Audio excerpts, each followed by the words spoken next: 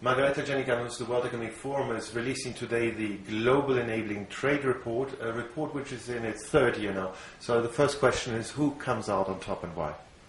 We have this year Singapore and Hong Kong as last year on top of the ranking at first and second place, followed by Denmark, which displaced Switzerland from the third ranking.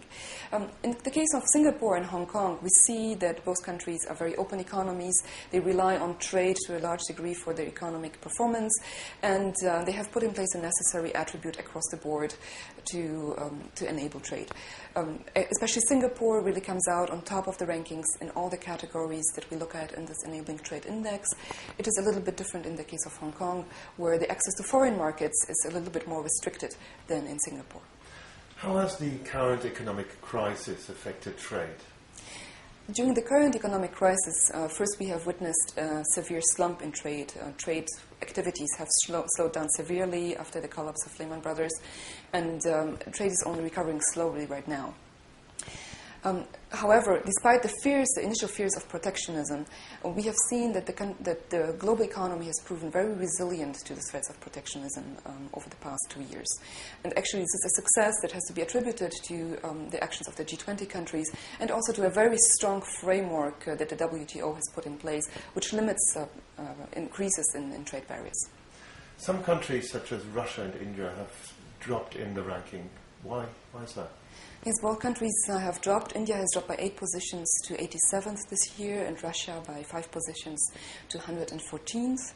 In the case of India, what we see is that actually India stagnated across all the categories that we look at. It has not improved, and because other countries have improved at the same time, it has fallen behind. In the case of Russia, we actually see that, especially in the area of market access, the country has deteriorated slightly.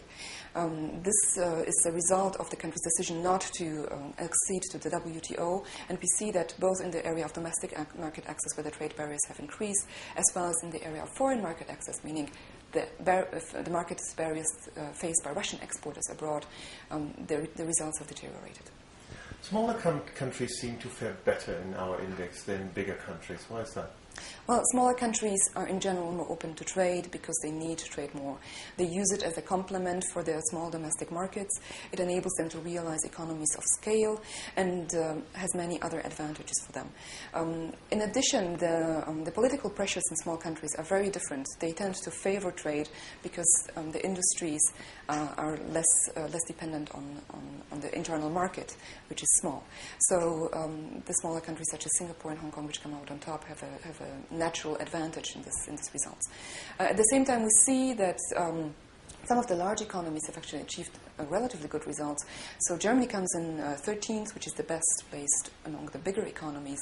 And even the US at 19th, although it drops 3 positions, has achieved a relatively good ranking for such a big economy. And one last word on Vietnam, a rising star in Asia, I may say so. Yes, Vietnam this year has improved by 18 positions, and this is the direct result of the country's accession to the WTO in 2007. Vietnam is still in the phase-in period and is still reducing tariffs significantly, which led not only to a reduction in tariffs in the country, at the border in the country, but also to a reduction of tariffs of Vietnamese exporters abroad. So the country has significantly benefited from its accession to the WTO.